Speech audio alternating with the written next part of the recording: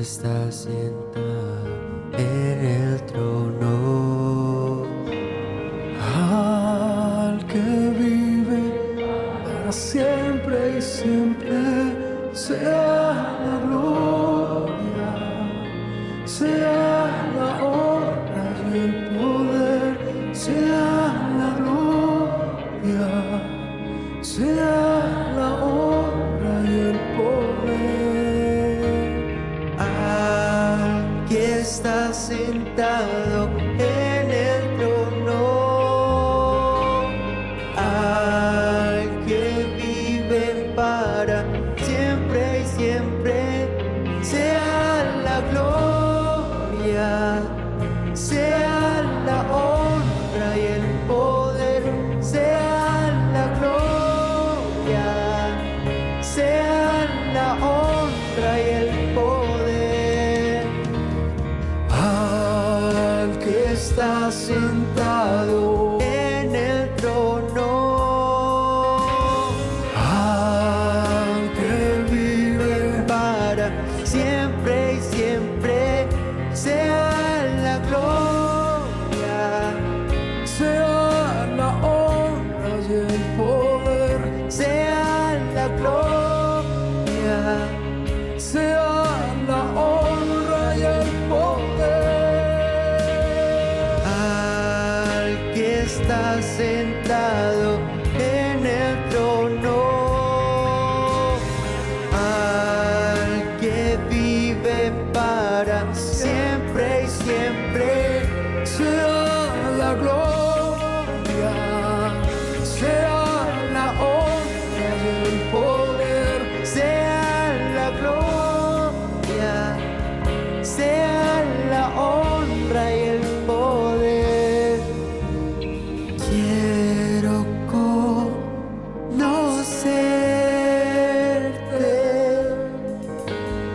cada día más a ti y estar en tu presencia y adorar.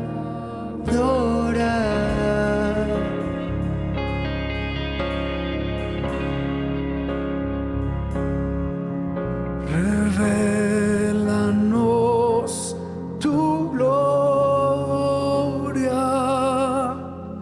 deseamos ir mucho más en ti, queremos tu presencia, Jesús.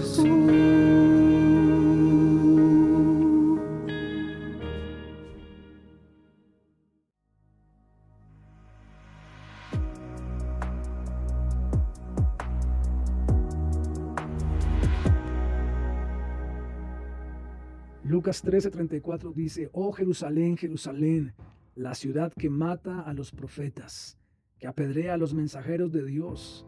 ¿Cuántas veces quise unir a tus hijos, pero no me dejaste? Y ahora mira, tu casa está abandonada y no volverás a verme hasta que digas: bendito el que viene en el nombre del Señor. ¿Sabías que hay 5 características de una ciudad asesina? En la actualidad, hay ciudades muy peligrosas conocidas por su turismo, por su historia y, en contraste, por sus altos índices de asesinatos que son preocupantes a la autoridad. Puerto Príncipe en Haití, Colima, Acapulco, Manzanillo, Tijuana en México. En Colombia, Santa Marta, Cali, Palmira, Barranquilla, Cúcuta, Buenaventura, Tumaco, Medellín, Bogotá también presentan altos índices de homicidios que preocupan a la sociedad. Asesinan profetas en la ciudad. Hace poco en Aguachica, Cesar, a un pastor y a toda su familia los asesinaron en plena luz del día en un restaurante. La pregunta es, ¿y qué podemos hacer? Alguien dijo, los desafíos te hacen fuerte cuando tienes el coraje de enfrentarlos. Por eso creo que es perfecta la evidencia en Jesús y el coraje y la valentía en Él, porque Él habla a los 4 vientos, diría alguien, que hay una ciudad que asesina o que mata a sus profetas, y se refería a Jerusalén. Sí, esa misma ciudad que inicialmente se llamó Shalem y que luego Abraham le puso Jireh, y que finalmente, una mezcla, dijo alguien, perfecta, fue llamada Jerusalén, que significa el Señor proveerá paz. Ahora, ¿cómo es posible que una ciudad llena de paz sea catalogada ahora por Jesús como una ciudad asesina de profetas? Y creo que aquí hay 5 características que lo evidencian. La primera es porque mata a sus profetas. La segunda es porque apedrea a los mensajeros. La tercera es porque divide su sociedad. La cuarta característica es porque debilita su seguridad. Y la quinta característica de una ciudad asesina es porque hay abandono en sus casas. Así que hoy te voy a hablar de una de las 5 características de una ciudad asesina, pero sin olvidar que los desafíos te hacen más fuerte cuando tienes el coraje de enfrentarlos. Bienvenidos a este nuevo tiempo de reflexión.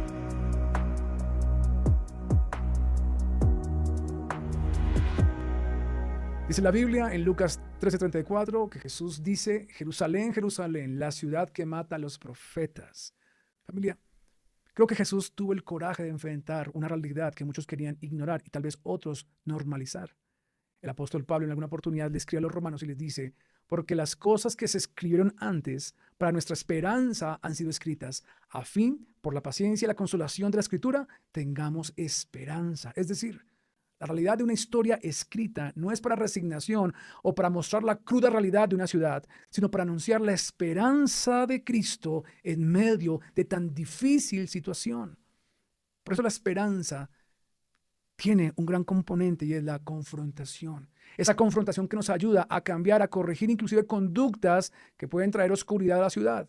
Por eso cuando Jesús dice: Jerusalén, Jerusalén, tú que matas a tus profetas, Él no estaba juzgando ni condenando, Él estaba confrontando en la esperanza que transformaría esa condición. Sin embargo, cuando Jesús también exclama: Jerusalén, Jerusalén, que matas a los profetas, se refería también a la historia escrita de una violencia absurda, cruel, que tuvo origen los días en que los gobernantes de las ciudades adoraban a dioses paganos haciendo lo malo, e impulsados por esa búsqueda equívoca, traían desorden, muerte, dolor y angustia sobre la ciudad. Así que cuando Jesús decía: Jerusalén, Jerusalén, tú que matas a tus profetas, se refería a la esperanza que Él puede representar y a las historias en particular de aquellos líderes que se alejaban de su Dios y Salvador. Hay una historia particularmente que está en el segundo libro de Reyes, capítulo 12, versículo 1 y 21, que dice que hubo un rey de solo 7 añitos, el pequeño Joás, que cuando comenzó a gobernar, la capital de su reino fue Jerusalén. Y ese niño pequeñito tuvo un protector, un consejero, un mentor, un maestro, un sacerdote llamado Joiada. Y siempre Joiada fue esa guía, ese consejero, aquel que lo instruyó, el que lo formó, el que lo amó, hasta le ayudó a escoger esposas. Y este rey, sin lugar a dudas, despertó un cierto amor hacia su mentor Joiada. La Biblia dice que Joás y Joiada juntos repararon el templo y la restauración de la adoración a Dios.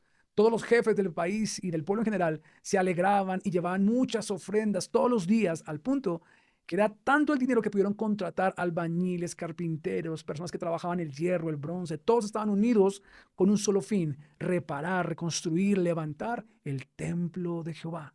Pero Joiada envejeció y a sus 130 años murió. Y entonces los jefes de Judá, oportunistas ellos, comenzaron a ser los nuevos consejeros, los nuevos amigos de este joven rey llamado Joás. Y muy pronto este joven rey, influido por los consejos de sus nuevos amigos, se le olvidó el templo, se olvidó de Dios y empezó a adorar las imágenes de dioses falsos y a caer en lo que quizás tanto se le había advertido: la adoración a dioses baales, la perversión, la confusión, la oscuridad, una vez más llegó a la ciudad. Pero dice la historia que paralelamente había un profeta que se levantó cuando el gran profeta había muerto, es decir, cuando Joiada murió. Dice la Biblia que el Espíritu de Dios vino sobre otro profeta llamado Zacarías. Y no hablo del famoso Zacarías, estoy hablando de un Zacarías más pequeño. Estamos hablando de 300 años del gran famoso Zacarías. Así que ese pequeño Zacarías, dice la Biblia que el Espíritu de Dios viene sobre él y se pone en una tarima, se sube en una tarima y le dice a todo el pueblo: así dice Dios, ustedes y rey Joás, ustedes han buscado su propia ruina, por no haber obedecido la ley de Jehová y por haber abandonado a Dios. Ahora el Dios los abandona a ustedes, así afirma el Señor. Y pues claro, eso ofendió al joven rey Joás y él dio la orden de capturar a Zacarías, llevarlo a los patios, es decir, a los atrios del templo y allí apedrearlo hasta matarlo. Wow. Es triste ver cómo un rey Joás convirtió ese lugar que un día reconstruyó para adorar, ahora lo usaría para asesinar. Asesinar profetas en la ciudad. Ahora, ¿saben por qué me impactó esta historia? Por el contexto referente a este joven pequeño rey Joás y el profeta llamado Zacarías. Es que mientras un rey se alejaba de Dios, un sacerdote sentía la presencia de Dios. Pero lo que me llamó la atención y logré descubrir es que estos dos hombres, un rey y un sacerdote, un Joás y un Zacarías, fueron instruidos por el mismo mentor, y me refiero a Joiada. Sí, en un mismo lugar, en un mismo hogar, en el templo de Jehová. Ahora, esta historia tiene esta verdad porque esta historia no comienza ahí. Hay que regresarnos al año 850 a.C. Hubo un rey llamado Acab, un rey manipulable, un rey enamorado de una mujer fenicia. Y dice la Biblia que este rey hizo lo malo ante los ojos de Dios, más que todos los que fueron antes de él. Entre sus caídas estaba su matrimonio con esa mujer fenicia, idólatra llamada Jezabel, una mujer llena de corrupción y de maldad. Y tanta maldad había en el corazón de Jezabel que tenía un odio por el pueblo de Dios. Este rey, Acab, era un hombre débil, autocompasivo, que renunció a su autoridad en beneficio de su princesa y de su esposita, Jezabel. Y a pesar de las leyes de Dios que decían la prohibición a la idolatría o a la adoración a dioses paganos, esa princesa logró convencer y transformar el corazón de este rey y trajo cientos y cientos de sacerdotes del obsceno culto a Baal. Y te estoy hablando de cultos llenos de perversión, de desorden, de inmundicia y abominaciones. Te estoy hablando de matar a niños, de prostitución en los ritos y de banquetes indulgentes para perdonar a los delincuentes. Un día esta princesita, esta reina Jezabel, mandó a exterminar, a matar a todos los profetas del Señor en la ciudad de Jerusalén. Es la historia que muchos, pero muchos profetas fueron asesinados, dejando a su paso pues familias llenas de dolor y una ciudad en confusión. Ahora, esta pareja, Jezabel y Acab, tuvieron una hija llamada Atalía. Y al pasar los años, Atalía se casó con el rey de Judá, que luego se convirtió en rey, y habló de Joram. O sea, un matrimonio entre dos ciudades, Jerusalén y Judá, acaba de nacer. Ahora, el nuevo rey Joram, al estar casado con Atalía, aprendió todas las mañas de su esposa, de sus suegros y de todos sus antepasados. Esa esposa, dice la Biblia, juntamente con él, hicieron lo malo, fueron muy malos ante los ojos del Señor. De ese matrimonio nació Ocasías, y Ocasías se convirtió en rey a los 22 años porque su papá empezó a enfermarse. Y este rey, dice la Biblia, era peor de entre todos. Entre todos los peores, este rey Ocasías era el peor que sus papás y que sus abuelos. O sea, diría alguien, las ciudades iban de mal en peor. Ahora, en medio de toda esta realidad tan difícil de leer o de aceptar, Dios había levantado a un profeta llamado Eliseo. Y Eliseo había ungido a un hombre llamado Jehú para ser el nuevo rey, pero de todo Israel. Y Eliseo comisionó a Jehú como instrumento de Dios para llevar juicio a todos los gobernantes o reyes, como Acab particularmente, y a toda su familia llena de idolatría. La misión de Jehú entonces era acabar con la dinastía de Acab. Eso incluía matar a Acab, pasando por su esposa Jezabel y hasta el menor de los hijos de esta pareja. Y cuando eso pasó, Atalía recibió la noticia de que su hijo estaba muerto y que su esposo también. Y en lugar de tener un duelo y sentir la reprensión de Dios, aprovechó la oportunidad para usurpar el trono y mandó a matar ella a los hijos de Ocasías, es decir, mandó a matar a sus propios nietos para erradicar así a toda la familia real y ella poder ocupar el trono y gobernar en la ciudad. Ahora, ¿a dónde te quiero llevar con esta historia?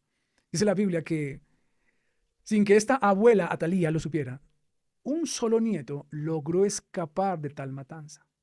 Una hija de Joram, el rey que acababan de asesinar, hermanastro de Ocasías, se llamaba Josabá.